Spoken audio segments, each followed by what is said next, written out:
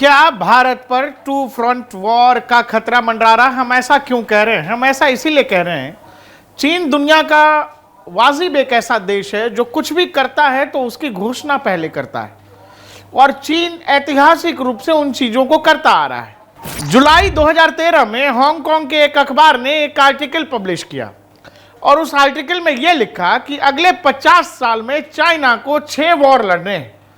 और उस आर्टिकल पर जब दुनिया भर में बहुत हंगामा हुआ तो वो आर्टिकल उस अखबार ने इंटरनेट से भी हटा दिया, हालांकि उसके पहले उसको जहां जहां जाना था वो तो चला गया। आखिर चीन जो 6 युद्ध और लड़ने वाला है, उसमें क्या कोई युद्ध भारत के साथ भी होना है जिसकी तारीख पहले से तय है? आप ये आर्टिकल देखिए, ये उसी आर्टिकल का हिस्सा है। 6 war China is sure to fight in the next 50 years. और ये आर्टिकल है 8 जुलाई 2013 का, हांगकांग के एक अखबार ने छापा था। आप यहां से आइए। The 6 wars sure to be fought by China in the coming 50 years. The first war, unification of Taiwan. 2020 से 2025 के बीच में ताइवान का यूनिफिकेशन, पहला वॉर। दूसरा वॉर क्या है कि आसपास जो साउथ चाइना सी से लेकर आसपास के जितने आइलैंड्स हैं, चीन उनको जीतने की कोशिश करेगा। हम आपको ये चाइना का वॉर डॉक्ट्रिन क्यों बता रहे हैं, ये आगे आपको पता लग जाएगा, क्योंकि हम पर दो तरफा लड़ाई का खतरा मंडरा रहा है और अब ये धीरे धीरे रियल होता जा रहा है। और उसके लगातार कुछ घटनाक्रम हैं जिनको आप जोड़ेंगे तो आप समझेंगे कि चीनी बॉर्डर पर और पाकिस्तानी सीमा पर जो आजकल हलचल है वो क्यों है। खैर,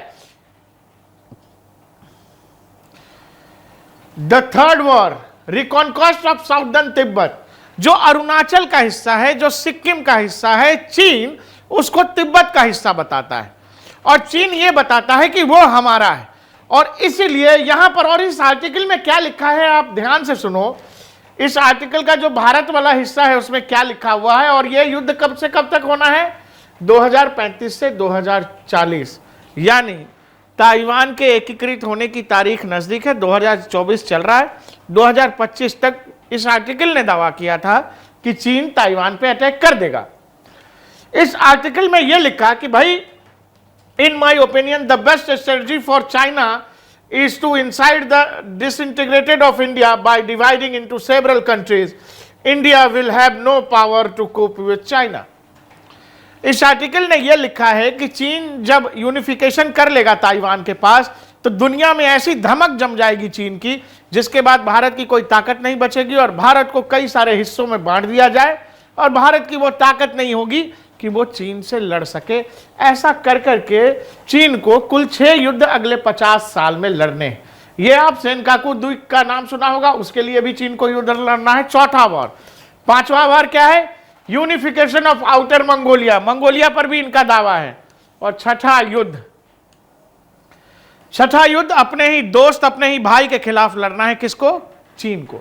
आखिर हम ये चीनी आर्टिकल का हिस्सा आपको क्यों बता रहे हैं?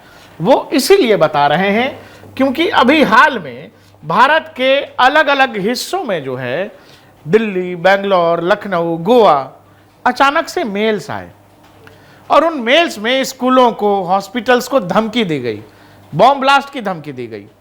देश की एजेंसी सतर्क हुई, जांच हुआ, उनका पता लगाया गया, तो जो सर्वर का इस्तेमाल हुआ था वो रशियन सर्वर का इस्तेमाल हुआ था। रशिया की तरफ से जो इंडिया को इंफॉर्मेशन दी है, वो इंफॉर्मेशन ये है कि ये सारे मेल्स जो हैं, ये पाकिस्तान के रावलपिंडी, पेशावर, कराची, लाहौर जैसे शहरों से भेजे गए। अब सवाल है कि जिस समय पाकिस्तान हमें थ्रेट्स भेज रहा है, धमकियां आ रही हैं पाकिस्तान की तरफ से, हालांकि इनके जवाब में कुछ हो नहीं रहा है, मतलब ये फर्जी मेल्स थे, फर्जी धमकियां थी। लेकिन जिस समय पाकिस्तान हमें अलग अलग शहरों से, हमारे अलग अलग शहरों के स्कूल में मेल भेज रहा है, उसी समय चाइना जो है हमारे बॉर्डर्स पर, ईस्टर्न बॉर्डर्स पर, लद्दाख रीजन में लगातार चाइना अपनी मिलिट्री का मोबिलाइजेशन कर रहा है, जिस पर भारत लगातार चिंता भी दर्शा रहा है कि भाई ऐसा क्या हो गया, क्योंकि गलवान घाटी के बाद से दोनों सेनाएं पीछे नहीं हटी हैं, लेकिन यह जबरदस्त मोबिलाइजेशन है फोर्सेस का लद्दाख रीजन में। इसीलिए हम आपसे कह रहे हैं कि आईएसआई का टेरर नेटवर्क और चीन का पीएलए ये एक मेगा प्लान बना रहे हैं। और ऐसे समय में जब भारत चुनावों के बीच है, नई गवर्नमेंट की आहट है, ऐसे में बॉर्डर्स पर कुछ मिस एडवेंचरस करने की कोशिश है, भारत को परेशान, भारत को उलझाने की कोशिश है, भारत के विकास यात्रा को रोकने की कोशिश है। पाकिस्तान के पास खोने को कुछ नहीं है और पाकिस्तान बिल्कुल कटोरा हाथ में लिए घूम रहा, तो उसको दो चार चवन्नी सिक्के जो भी देगा उस सिक्कों के लिए पाकिस्तान कुछ भी करेगा। और अभी पाकिस्तान की हालत चीन के गुलाम वाली है, चीन जो कहेगा वो पाकिस्तान को करना पड़ेगा। इसीलिए ये जो थ्रेट्स हैं जो हमारे स्कूलों में पहुंचे हैं लगातार, और दूसरा चीनी सेना का मोबिलाइजेशन हो रहा है, वो पाकिस्तानी आईएसआई और चीन की पीएलए की मिली जुली साजिश है। ऐसा इंफॉर्मेशन इंडियन एजेंसीज के पास है। हम पर अगर दो तरफा हमला होता है, हम अगर टू फ्रंट वॉर में उलझते हैं, तो फिर हमारा क्या होगा? हम क्या इसको लड़ सकने लायक हैं?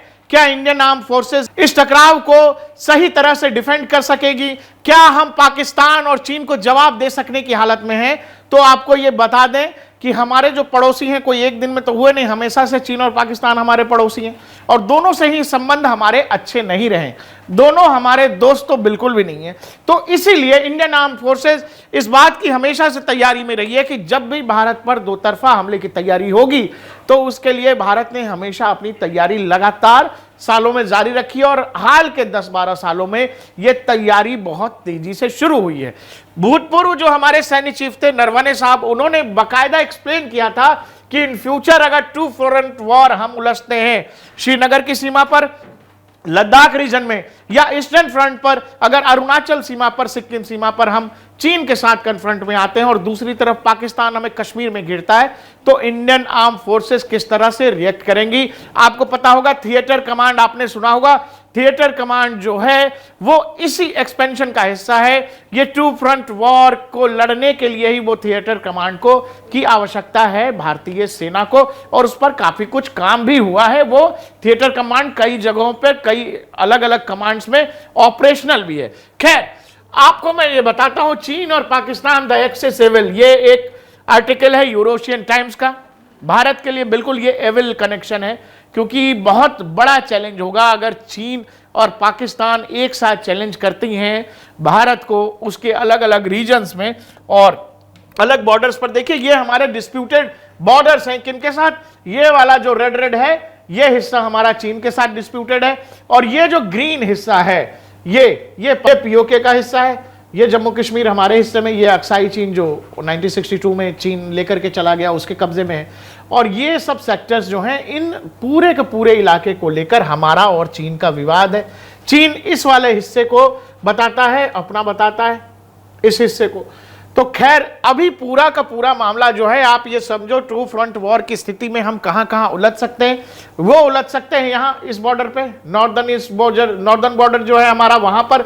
दूसरा, यहां पर भी हमें लद्दाख के रीजन में हमें चीन परेशान कर सकता है। तो एक साथ हो सकता है कि यहां पर पाकिस्तानी सेना मोर्चा खोले और इधर से पीएलए मोर्चा खोले। दूसरी परेशानी हमारे साथ यह हो सकती है कि यहां के साथ साथ एक तीसरा मोर्चा भी खुले। कहां पर? यहां पर। तो टू फ्रंट वॉर का मतलब एक तरह से यह है दोस्त कि चीन हमारे साथ यहां से लेकर वहां तक लड़ सकता है, बाकी पाकिस्तान तो यहीं जम्मू कश्मीर के रीजन में ही परेशान करने की स्थिति में है। लेकिन क्या Indian arm forces, Indian air force, Indian navy, army इस चैलेंज को टैकल करने के लिए कैपेबल है? हमारे पास क्या वो कैपेबिलिटी है? क्या हम कर सकते हैं? क्या हमने आते हुए थ्रेट की तैयारी लंबे समय से करनी शुरू कर दी है? तो मेरा जवाब है जी हां, बिल्कुल हम इस बात की तैयारी में हैं। अभी जब लगातार चीनी फोर्सेस लद्दाख रीजन में मोबिलाइज हो रही हैं, एक जगह जुट रही हैं, लगातार उनकी मूवमेंट हो रही है, ऐसे में इंडियन आर्मी भी उस रीजन में 50,000 से ज्यादा इंडियन आर्म फोर्सेस के जवान लद्दाख रीजन में तैनात हैं। और तैनात ही नहीं है, 14,500 फीट की ऊंचाई पर जो है हमने पहला जो है टैंक रिपेयर फैसिलिटी बनाया है, जहां 500 से ज्यादा जो टैंक है हमारे, जो अर्जुन है, जो विश्व है, जो होवित्जर हैं, बोफोर्स हैं, उनकी रखरखाव के लिए उस ऊंचाई पर रखा है कि ताकि वो हमेशा बैटल के लिए तैयार हो, युद्ध के लिए तैयार हो, बहुत कम समय में उनको मैदान तक भेजा जा सके, युद्ध के मैदान में। बाकी ये वो नंबर्स हैं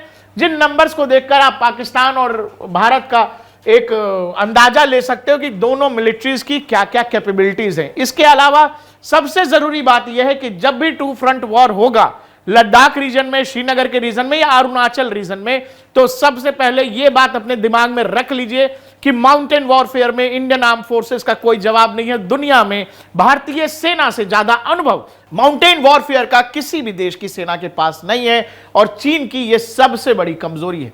चीन और भारत का वो हिस्सा जो सीमा से लगा हुआ है वो चीन के तिब्बत का पूरा हिस्सा है, और उस इलाके में चीनी आर्मी के पास लड़ने का कोई अनुभव नहीं है। और सच तो यह है कि चीनी आर्मी के पास 1962 के भारत युद्ध को छोड़े तो पिछले 100 सालों में, 120 सालों में चीनी सेना के पास लड़ाई का कोई अनुभव नहीं है, जबकि पिछले 70-80 सालों में हम 4 से 5 युद्ध, 4 युद्ध तो केवल पाकिस्तान के साथ और 1 चीन के साथ लड़ चुके हैं।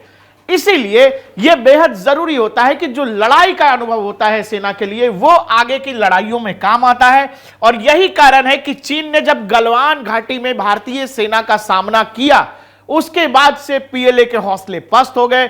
उनके लिए बेहद मुश्किल काम है लद्दाख रीजन में, लद्दाख के पर्वतीय इलाकों में, हिमालय रीजन में इंडियन आर्म फोर्सेस का सामना करना पीएलए के बस की बात नहीं है। टू फ्रंट वॉर होता है तो क्या हम कैपेबल हैं, इसका सवाल हमेशा आता रहता है लोगों को जहन में। तो कुछ चीजें, कुछ हथियार भारतीय सेना, इंडियन आर्म फोर्सेस के पास वो हैं जिन्होंने इस रीजन में पाकिस्तान के स्तर पर भी और चाइना के स्तर पर भी बैलेंस को बिल्कुल बिगाड़ कर रख दिया है। और पाकिस्तान से लेकर चीन तक ये लोग हमेशा विश्व के पटल पर इस बात की शिकायत भी करते रहे। वो कौन से हथियार हैं जिन्होंने इंडियन आर्म फोर्सेस को एक अपर हैंड दिया है इस पूरे मामले में? तो सबसे पहला हथियार अगर आप इंडियन एयरफोर्स की बात करेंगे तो वो राफेल है। राफेल 4.5 जनरेशन का फाइटर जेट है, जो चेंगडू जेट है, जो 5th जनरेशन क्लेम करता है चीन। लेकिन चेंगडू ने कभी कोई युद्ध नहीं लड़ा है, वो बैटल हार्डन नहीं है, उसने कभी कोई युद्ध देखा नहीं है। दुनिया ने नहीं देखा कि जैसे J-21 कर क्या सकता है, जो चीन का Chengdu 5th generation fighter jet है। लेकिन राफेल की काबिलियत दुनिया ने देखी है, और राफेल के लद्दाख रीजन में आने से वहां पर चीन के लिए बहुत परेशानी खड़ी हो गई है। दूसरा है ये अटैक हेलीकॉप्टर है अपाचे। इसके अलावा सुखोई 30 MKI भारतीय वायुसेना की रीढ़ की हड्डी बताई जाती है। सुखोई 30 MKI भारतीय इंडियन एयरफोर्स 300 से ज्यादा सुखोई ऑपरेट करती है। इसके अलावा चिनूक है, और सबसे जरूरी बात इंडियन एयरफोर्स के पास या इंडियन आर्म फोर्सेस के पास जो है वो है भारत का एयर डिफेंस सिस्टम।